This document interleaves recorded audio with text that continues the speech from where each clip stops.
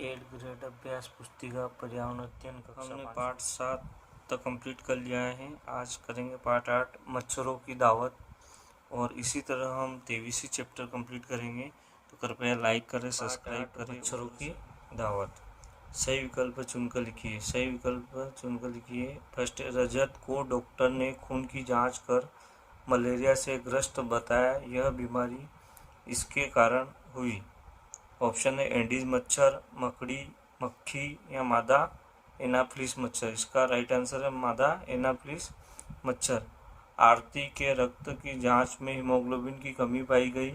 इसे निम्न में से कौन सी बीमारी हुई है? चेचक, पेचिस, अनीमिया, टाइफाइड। का राइट आंसर है अनीमिया। अगला है स, दिए गए कथनों में से कौन सा कथन मच्छरों को दावत दे रहा है?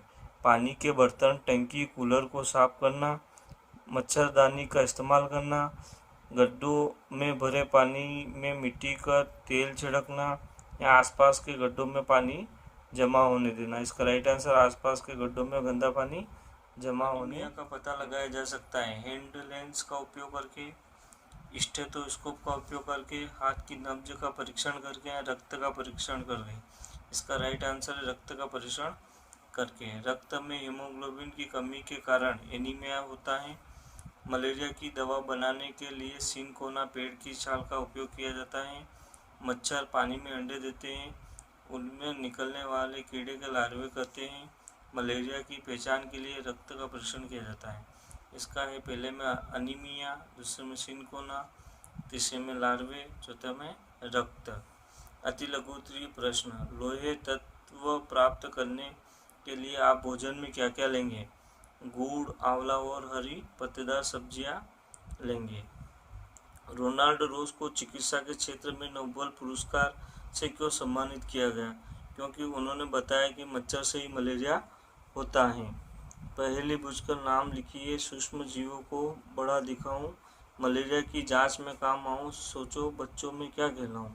इसका राइट है माइक्रोस्कोप। लघु उत्तरीय प्रश्न, इसका है वर्ग पहली में से मच्छरों द्वारा होने वाली बीमारियों के नाम ढूंढ कर लिखिए।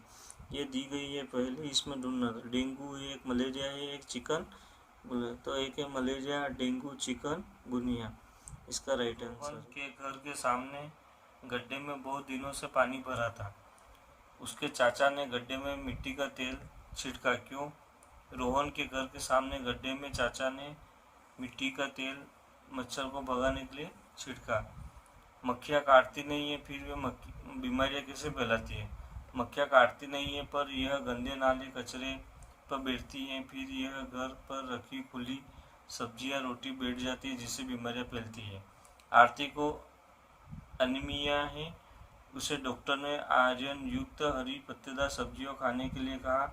रजत को मलेरिया हुआ है, आपके अनुसार हरी पत्तेदार सब्जियां खाने में रजत को मलेरिया भी ठीक हो सकता है? नहीं।